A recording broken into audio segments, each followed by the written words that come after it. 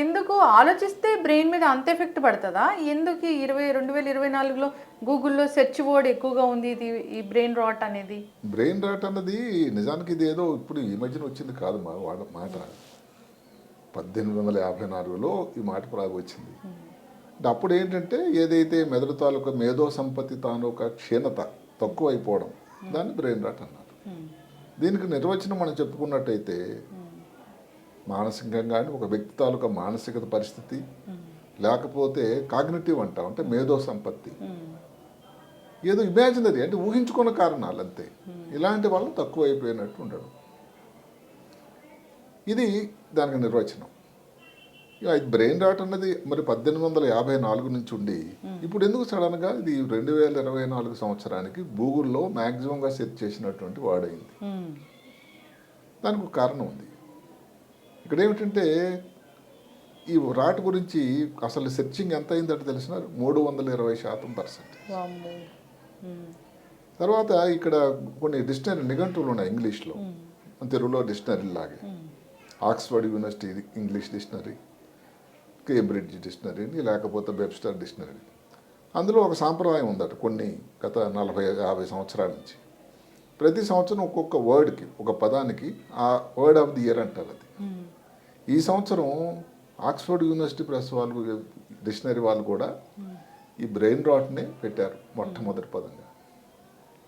అంటే ఏమిటంటే అంటే ఎంతమంది దానిని తెలియకుండానే వాడుతున్నారు. నాకేదో బ్రెయిన్ రాట్ అయిపోయింది, నాకు సరిగా లేదు అని చెప్పడానికి బదులుగా ఇలాగ వాడడం అన్నది ఎంత వరవడి అయిపోయింది, ఎంత కామన్ అయిపోయింది. అంటే డాక్టర్ గారు ఎక్స్క్యూజ్ మీ, అంటే జనరల్గానే బ్రెయిన్ రాట్ అనేది వైద్య పరిభాషలో ఉందా? ఉంది. అంటే ఏమిటంటే ఇదేదో రాట్ అంటే కులిపోవడం కానీ మామూలుగా తెలుగులో దానికి తాత్పర్యం ఏమిటంటే చెదలు పట్టడం కానీ లేకపోతే కులిపోవడం అని. నిజానికి అలాంటి కులిపోవడం కాదు, కానీ మెదడు మీద అంత దుష్ప్రభావం జరుగుతుంది అని. అర్థమైంది కదా. దీనికి మెయిన్ కారణం ఏమిటి? ఏదో పనికి మాలినటువంటి నెట్లో వచ్చినటువంటి విషయాలు, ఆ జోకులు, ఆ ట్రెండింగ్లు, ఆ మేమ్స్ ఇంకా అదే బుర్రలో తిరుగుతూ ఉంటే మరి ఇంకా దాని ఇది కాకుండా ఏమవుతుందండి? ఇది ముఖ్యంగా ఎవరిలో వస్తుంది అని అంటే జనరేషన్ జెడ్, ఆల్ఫా జనరేషన్ అంటారు. జనరేషన్ జెడ్ అంటే ముందు చెప్తాను. అంటే ఏమిటది? 1997 తర్వాత 2010 మధ్యలో పుట్టిన మహానుభావులు. అంటే ఇంటర్నెట్ ఆవిర్భావం టైంలో పుట్టిన వాళ్ళు, డిజిటల్ నేటివ్స్ అంటారు వాళ్ళు. అంటే అక్కడి నుంచి సో వీళ్ళలో కొంత కనబడుతూ ఉంటుంది. ఒక మంచితనం కూడా వీళ్ళలో ఏమిటంటే వీళ్ళు పైసల విషయంలో చాలా జాగ్రత్తగా ఉంటారు, చాలా అడాప్టబుల్ కూడా. అంటే దాన్నింటికైనా అడ్జస్ట్ అయిపోతారు. నెక్స్ట్ జనరేషనే కొంచెం ఇబ్బంది. ఏమిటది? Alpha generation. వీళ్ళెవరు? వాళ్ళ నాన్నలు వాళ్ళను వై జనరేషన్ అంటారు.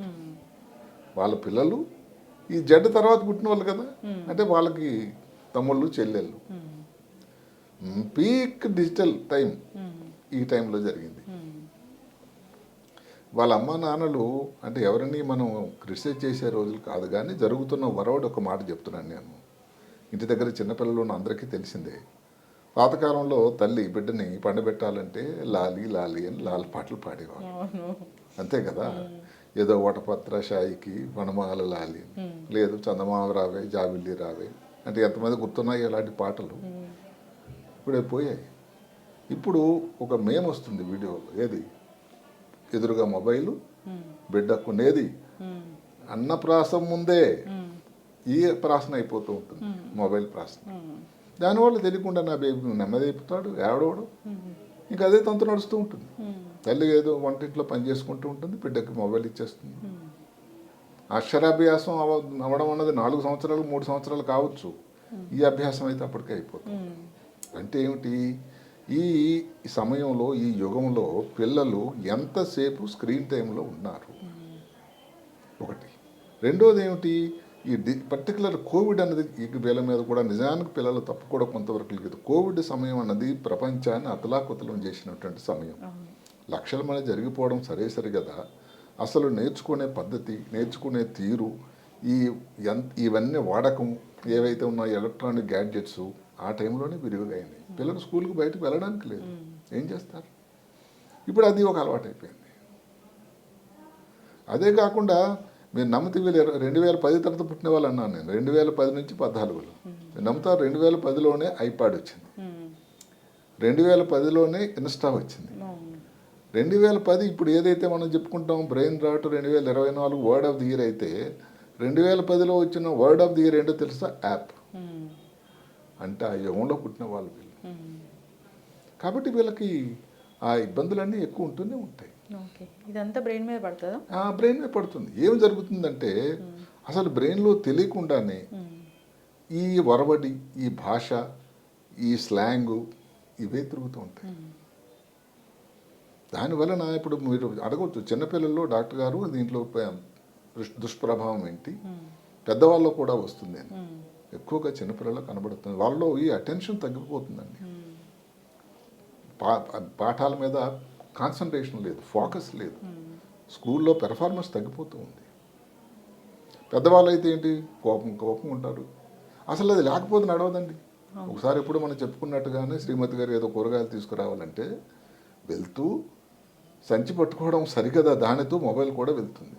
అందులో ఆ పట్టి ఉంటుంది ఒక 5. అంటే ఏదో మర్చిపోయినా అనుకో మళ్ళీ వెరిఫికేషను, ఇంకా అదే తంతు. అంటే ఆ యంత్రం మీద ఎంత డిపెండెన్సీ వచ్చిందో మీరు అర్థం చేసుకో. అదే కాకుండా వాళ్ళకి పెర్ఫార్మెన్స్, ఏదో ఆఫీసులో పనిచేస్తున్నారు, ఈ కాగ్నిటివ్ స్కిల్, జ్ఞాపశక్తి, క్యాలిక్యులేషను, ఏదైనా ప్రాబ్లం ఉంది ఆఫీస్లో సాల్వింగు, ఇవన్నీ ఇబ్బందులు తక్కువ అయిపోతున్నాయి. అదే కాకుండా వాళ్ళకి అసలు ఇంట్రెస్ట్ లేదు, లో ఇంట్రెస్ట్. ఇలాంటివన్నీ పెద్దవాళ్ళు వస్తుంది. ఇప్పుడు ఆఫీసులో ఉండి ఉద్యోగం చేయకుండా ఏదైనా దాని మీద జాస్ చూపించకపోతే ప్రైవేట్ కానీ గవర్నమెంట్లో కానీ మరి వాళ్ళ సీనియర్లు వీళ్ళని ఉండనిస్తారా? అది ఎంత ఇబ్బంది అవుతుంది. సో మనం ఒక అసలు మామూలుగా బ్రెయిన్ రాట్ అన్న పదం గురించి చెప్పుకున్నప్పుడు generation Z, generation alpha generation అనుకున్నా కూడా ఇది కామన్ అయిపోయింది. ఈ వరవడి అందరిలో కూడా నెమ్మది ప్రవేశం, చిన్న పెద్ద లేకుండా. ఇప్పుడు ఏమవుతుంది, ఏదో చిన్నది అంటే అందులోన ట్రివియల్ అనే మాట ఉందండి. ఏదో చిన్న ట్రివియల్, ఇది పెద్ద గొప్ప విషయమేం కాదు నెట్లో చూసేది, దాన్ని తెలుగులో చెప్పాలంటే పనికిరాను. ఇలాంటి విషయాల దృష్టిలో అదే బ్రెయిన్లో తిరుగుతూ ఉంటాయి. ఏదో కొత్త ట్రెండింగే వచ్చింది అనుకోండి, లేకపోతే కొత్త ఒక జోకే వచ్చిందని అదే బుర్రలో తిరుగుతూ ఉంటుంది. ఈ ఎంతవరకు అంటే ఇది చాలా ఇబ్బందికరమైనటువంటి మాట చెప్పాల్సి వస్తుంది. ఈ రోజుల్లో ఉండేటువంటి పిల్లలు ఎవరైతే ఈ బ్రెయిన్ రాట్కి లోనైన వాళ్ళు ఒక వాక్యాన్ని ఇంగ్లీష్లో కానీ తెలుగులో కానీ, తెలుగు అయితే సరే ఇప్పుడు తక్కువైపోయింది, ఇంగ్లీష్లో ఒక వాక్యం ఆ స్లాంగ్ లేకుండా చెప్పలేరటండి. స్లాంగ్ అంటే ఏంటి? ఇప్పుడు బీసీ అంటే మనం ఏం చదువుకునే వాళ్ళం రోజుల్లో, బిఫోర్ క్రైస్ట్, క్రీస్తు పూర్వం అని కాదండి, బికాజ్ అట. బికాజ్ రాయకుండా ఇప్పుడు బీసీ రాస్తున్నారు. ఇది యాజ్ సూన్ యాజ్ పాసిబుల్ అంటే ASAP, as soon as possible. దానికి అది టీటీవైఎల్, టాక్ టు యూ లేటర్. ఇది ఎక్కడ విచిత్రం అనమాట అండి. నేను కూడా అలాగే రాస్తా డాక్టర్ గారు. అదే మరి, అంటే మీరు మరి జనరేషన్ ఆ జనరేషన్ చెందిన వాళ్ళే. అంటే నేను చెప్పడం వల్ల ఏంటంటే ఒక భాష, ఒక వాక్యం రాసేయడంలో కూడా ఇవన్నీ ఈ స్లాంగ్ అన్నీ దొరుకుతూ ఉన్నాయి. కాల్ యూ బ్యాక్ అనడానికి ఏం చెప్తారు మీరు? కాల్ యూ బ్యాక్ అని నేను రాస్తాను, call you back CYR B, అంతే. ఇలాంటి స్లాంగులు వచ్చినటువంటి భాషలు వాడుతున్నారు. అదే కాకుండా ఈ భాష, ఈ ఆలోచన తెలియకుండానే వాళ్ళ నరాల్లోనికి చొచ్చుకుపోతూ ఉందట. ఇంకా దాని నుంచి బయటకు వచ్చేదానికి ఆస్కారం ఉండేది. దానివల్ల జరుగుతుంది మెంటల్ సాచురేషన్. బ్రెయిన్ అన్నది భగవంతుడు తయారు చేసినటువంటి గొప్ప అవయం. దానిలో స్టోరింగ్ కెపాసిటీ కానీ, దానిలో ఉండాల్సిన పద్ధతి కానీ ఒక వేరే ఉంది. అదంతా టోటల్గా సాచురేషన్ అయిపోతే సాయంకాలం కల్లా మీరు చదివేం చదవగలుగుతున్నారండి. ట్యూషన్ మీద ఏమి దృష్టి పెడతారు మీరు? ఏదైతే మీ తల్లిదండ్రులు అందరూ కూడా IIT అవ్వాలి లేకపోతే MBBS అవ్వాలని దాంట్లో ఎట్లా పోతారు మరి? సో అందువల్ల ఏదైతే పర్టికులర్గా దీనిది ఈ మేమ్స్ అన్నది ఇప్పుడు ఏమిటి, అది ఎప్పుడో గ్రీకుల సిస్టంలో వచ్చిందండి. ఆ మేమ్, ఆ జోకులు అని బేసికల్లీ ఒక హ్యూమరస్ బొమ్మ, హాస్యంగా ఉంచేది, నాలుగు చూపించడం లేదా పల్లెలా చేయడం అనేది. అలాంటివి ఒక నాంది ప్రస్తావన తర్వాత బ్రెయిన్ రాట్ రావడానికి నాంది ప్రస్తావన జరిగిపోతుంది. అంటే చిన్నప్పటి నుంచి లాలిపాటలు మర్చిపోయాం, చందమామరావే మర్చిపోయారు, అక్కడెక్కడో ఒక గుడ్డంగాడు ఎవడో ఇది వస్తుంది కార్టూన్తోనే భోజనం. అంటే ఏమిటి, తెల్లవారి ఏది ఇంటర్నెట్తోనే నిద్ర లేవడం, శుభోదయం, సుప్రభాతం. ఒకప్పుడు పాతకాలంలో బెడ్ కాఫీ అని ఉండేది. ఇప్పుడు బెడ్ కాఫీ కాదు, బెడ్ నెట్ ఇది. అవును. లేచిన నుంచి నెట్టే. మరి రోజంతా దాంతో ఇంకేదో ఇదే. అసలు మీరు చూస్తుంటారు కదా ఎక్కడ రోడ్ల మీద క్రాస్ చేస్తూ ఉంటారు, జీబ్రా లైన్ ఇదే ధ్యాసం. అక్కడ ఎవరైనా గుద్దితే ఆ ధ్యాస కూడా లేదు. రాత్రి పడుకునేసరికి మీరు నమ్మండి, అసలు ఎంత ఎల్లతా వాళ్ళకి ఏం ఆలోచన ఉంటుంది, ఎంత ఎగ్జాస్ట్ అయిపోతారు అంటే అర్థం ఏమిటి? ఎవరైతే ఉదయం లేచి బ్రేక్ఫాస్టు ఇంటర్నెట్, లంచ్ ఇంటర్నెట్, రాత్రి పడుకున్నప్పుడు కూడా డిన్నర్ కూడా దాని అయితే మీకు ఒక ఇది వస్తుందన్నమాట, ఫ్లాష్ న్యూస్. అంటే మీరు బ్రెయిన్ రాట్ వ్యక్తి, డాక్టర్ని సంప్రదించండి, దానికి తీసుకోవాల్సిన జాగ్రత్తలు తీసుకోవాలి అని ఒక సూచన వస్తుందట. Breaking news. ఏం డాక్టర్ గారు మాత్రం ఏం చెప్తారు, ఏం చేయాలయ్యా అని చెప్తారు. ఇప్పుడు డాక్టర్ గారి దగ్గరకు వచ్చారు, వాళ్ళు ఏంటి మరి చెప్తారు, బాబు నువ్వు ఎంతసేపు పడుకున్నావు. ఇప్పుడే ఒక వ్యక్తి వచ్చింది, అమెరికాలోని సాఫ్ట్వేర్, మీరు బయట ఉండగానే. మరి ఆమెకి రోజుకు పడుకునే గంటల సమయం తక్కువైపోయింది. స్క్రీన్ టైం ఆమెకు రోజు 10. మరి ఆమె ఉద్యోగం అది. మరి అదే చిన్నపిల్లలు ఏమవుతుంది, యుక్త వయసులో ఏమవుతుంది? సో నిద్ర ఏ రోజైతే తక్కువైపోతుందో, నిద్ర తక్కువైపోవడం వల్ల మనిషి తాలూకా బ్రెయిన్ స్లో అయిపోతుంది, యాక్టివిటీ స్లో అయిపోతుంది, మందగించిపోతుంది.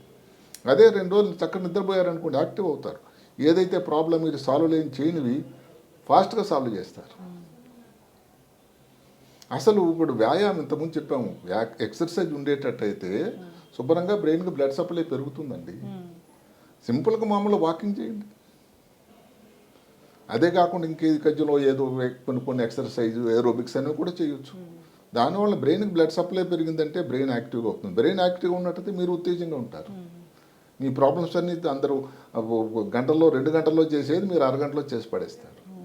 అలాగే మైండ్ఫుల్నెస్ అని ఒక మాట ఉంది. అంటే ఏం లేదు, మన ఇంతకుముందు నుంచి మన సాంప్రదాయంలో ఉండే యోగా, లోపల బ్రీతింగ్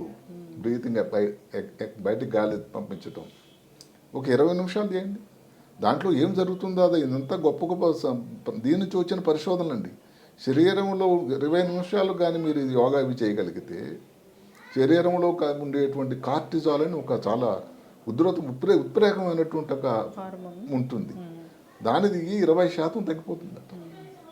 అంటే ఎంత కూల్ అయిపోతారు, మీ బ్రెయిన్ ఎంత యాక్టివ్గా ఉంటుంది. అదే సరికదా ఇప్పుడు గుడ్ ఫుడ్ అని. గుడ్ ఫుడ్ అంటే ఏమిటి? సెపరేట్ ఫుడ్ ఏం లేదు. మీరు తీసుకునే భోజనంలోనే ప్రోటీన్స్ ఎక్కువ ఉండాలి, లేకపోతే ఫిష్ ఆయిల్ లాంటివి ఏదైతే ఉందో ఒమేగా 3 ఫ్యాటీ యాసిడ్స్ మనం ఎన్నోసార్లు వినుకున్నాం. విటమిన్ బి ఉండేది, విటమిన్ డి ఉండేది. ఈ జంక్ ఫుడ్ ఇవన్నీ దూరంగా పెట్టాలి. ఇంకా అన్నిటికంటే ముఖ్యమైనది ఈ తరానికి ముఖ్యంగా ఏంటి? Green time over screen time. అంటే పచ్చిక బయలు కానీ దీంట్లో పార్కుల్లో కానీ ఎక్కడైనా కానీ ఇంటి దగ్గర పచ్చగా ఉండే దగ్గర కానీ ఒక 2 గంటలు, అది వారానికి 120 నిమిషాలేనండి. అంటే రోజుకు మీరు కలిసి దగ్గర 15 నుంచి 20 నిమిషాలు సమయం మీరు కేటాయిస్తే మీ బ్రెయిన్లో ఏదైతే మీ జ్ఞాపక శక్తికి, ఈ కాగ్నిటివ్ స్కిల్, మేధో సంపత్తికి కేంద్రం ఏదైతే ప్రీఫ్రాంటల్ కార్టెక్స్లో అని ఉంటుందో ఇక్కడ ఉంటుంది, దాని తాలూకా సైజు పెరుగుతూ ఉండట. ఇది ఎంఆర్ఐ టెస్ట్లో తెలిసింది. ఇది ఊరికే చెప్పింది కానే కాదు. ఫుడ్ గురించి మనం సరే చెప్పుకున్నాం. ఇంతకుముందు మనం ఒకటి ఈ డిజిటల్ ఏదైతే ఉన్నామో డెసిషన్ ఫెటిగ్ అని ఒక మాట చెప్పుకున్నాం. అంటే సాయంకాలం అయ్యేసరికి ఇంకేమీ అసలు చేయలేకపోవడం. దానిని ఇంకొక మాట వీళ్ళు ఏం చెప్పారంటే స్టాప్ ది ఖాయస్. అంటే ఏమిటి? గందరగొందరం గజిబిజండి ఉదయం నుంచి మల్టీ టాస్కింగ్. ఏదో నెట్ కాన్సల్ట్ చేయడం, ఇక్కడ వచ్చి ఒక వీడియో కాల్ చేయడం, లేకపోతే ఇంకొక మెసేజ్ చేయడం, ఏదో పేపర్ వస్తే సైన్ చేయడం, ఒక మీటింగ్ మధ్యలో, లంచ్కి టైమే లేదు. ఈ గందరగోళ జీవితంలో ఈ ప్రాబ్లం ఎక్కువ అవుతుంది. కాబట్టి మల్టీ టాస్కింగ్ కానీ మీరు తక్కువ చేయకపోతే మీ కాన్సన్ట్రేషన్ అందరూ చిందరవందరైపోతుంది, ఫ్రాక్చర్ అయిపోతుందట. ఫ్రాక్చర్ అంటే ఏదైతే ఇరిగిపోతుందో బోన్ లాగా, అది అతుక్కోవడం కష్టం కదండి. మరి మీ కాన్సన్ట్రేషన్ లేకపోతే మిగతా వాళ్ళకి పని అప్పచెప్పే వాళ్ళు మీరు ఎంత ఆఫీసర్ అయినా ఏం చేయగలుగుతారు? అదే కాకుండా ఈ రోజుల్లో ఇంకొకటి ఏమిటంటే డిజిటల్ డీటాక్సికేషన్ అని వచ్చింది. అంటే దానికి డిసిప్లిన్ ఉండాలి, డిజిటల్ డిసిప్లిన్ అని. అంటే ఈ టైంలోనే నేను వాడతాను, ఈ టైంలో నేను చెయ్యను. అది చేయకపోతే దాని మీద ఉన్నటువంటి విషమ పరిస్థితి చాలా ఎక్కువ. ఇంకొకటి ఏమిటి? ఏదన్నా కొత్త స్కిల్ నేర్చుకోవాలి. దాన్ని ఏమిటంటే కొత్త స్కిల్ నేర్చుకునేటట్టయితే మీ బెదరికి మేత పడుతుంది, షార్పనింగ్ అవుతుంది. చిన్నది ఏదైనా కొత్త పెయింటింగ్ నేర్చుకోండి, క్రియేటివిటీ ఉంటుంది అన్నమాట. లేదంటే ఈ మధ్య కాలంలో ఒక కొత్త పద్ధతి వచ్చింది ఏంటంటే బ్రెయిన్ స్టార్మింగ్ అని. అంటే మీరు పక్కన మీరు ఎక్కడో ఫ్లాట్స్లో ఉంటారు, అక్కడ ఒక 5-6 కలిసి ఏదో ప్రాబ్లం వచ్చింది, మీరు కష్టపడుతున్నది ఎట్లా సాల్వ్ చేయాలని. ఒక 5-6 కూర్చొని ఎట్లా చేయాలని అబ్బాయి బ్రదర్ వెంకట్రావు సుబ్బారావు గారు అంటే వాళ్ళు ఏదో సలహా ఇస్తారు, అంటే మీ ప్రాబ్లం సాల్వ్ అయిపోయింది. ఇలాగ ఒక పద్ధతి ఉంది. అదే కాకుండా ఇప్పుడు sharp and nurture the brain అని, అంటే బ్రెయిన్కి మీరు షార్ప్నింగ్ ఉంచాలి అని అంటే ఇవన్నీ కూడా చేయాల్సి ఉంటుంది. ఇందులో ఏది తక్కువైనా కానీ బ్రెయిన్ చాలా దెబ్బతింటూ ఉంటుంది. కాబట్టి ఇప్పుడు డాక్టర్ దగ్గరికి వెళ్ళినంత మాత్రాన ఫస్ట్ మీరు ఏదైతే ఎంతసేపు వాడుతున్నారో ఈ మెయిన్స్ అవన్నీ చూడడం తగ్గించండి. వీటికి మీరు దూరంగా ఉండండి. ముందు భవిష్యత్తు కోసం మీరు నాంది ప్రస్తావన పునాది వేయండి, కానీ దానికి సెపరేట్గా మందులు ఇస్తే దానికి తగ్గిపోయేది కాదండి. అదే కాకుండా ముందు మనం చెప్పినట్టుగానే తల్లిదండ్రులకి ఏంటంటే హెచ్చరిక కాదు, ఒక నివేదన ఏమిటంటే, సరే ఇప్పుడు లహలీలు పాటలు నేర్చుకోవడం కాకపోయినా మొబైల్ అయితే ఇవ్వకండి, అటు ఇటు వాళ్ళతో మాట్లాడండి, బయట తిప్పండి. చిన్నప్పటి నుంచి చూస్తే వాళ్ళ పిల్లలు ఇంత ఉపకాయం అలాగ అప్పుడే అదే కాకపోతే ఇంక పడుకోరండి వాళ్ళు, ఇంక లేకపోతే ఏడుస్తూనే ఉంటారు. అవును, వాళ్ళ తర్వాత స్కూల్కి వెళ్ళిన తర్వాత వాళ్ళు దేని మీద కాన్సన్ట్రేషన్ ఉంటుంది, వాళ్ళు ఇంకా పని చేస్తూ ఉంటే ఇంకా దాని కాన్సన్ట్రేషన్ ఉంటుంది, ఊహించండి. అందువలన ఇది ఒక్క పిల్లలు ఒక ఆల్ఫా జనరేషన్ జెడ్డదేం తప్పనే కన్నా దీనికి అందరి పాత్ర కూడా ఉంది, ముఖ్యంగా తల్లిదండ్రుల పాత్ర. తల్లిదండ్రులు దానికి కూడా ఏమిటంటే రోల్ మోడల్స్ కావాలి. అంటే మీరు భోజనం చేస్తున్నారు, డిన్నర్ టేబుల్ అందరూ ఉన్నారు, ఆ టైంలో మొబైల్ తీసుకురాకూడదండి, అంతే. రాత్రి 9-9:30 పడుకునే టైంలో మొబైల్ ఏవి ఎలక్ట్రానిక్ గ్యాడ్జెట్స్ ఉండకూడదు. ఇలాగ కొన్ని డిసిప్లిన్ ఉండి కొన్ని నిబంధనలు కానీ చాలా చాలా అవసరం. లేకపోతే ఇవన్నీ చాలా ఇబ్బందికరమైనటువంటి పరిస్థితి ముందు ఎదుర్కోపోవడానికి ఆస్కారం ఉందని.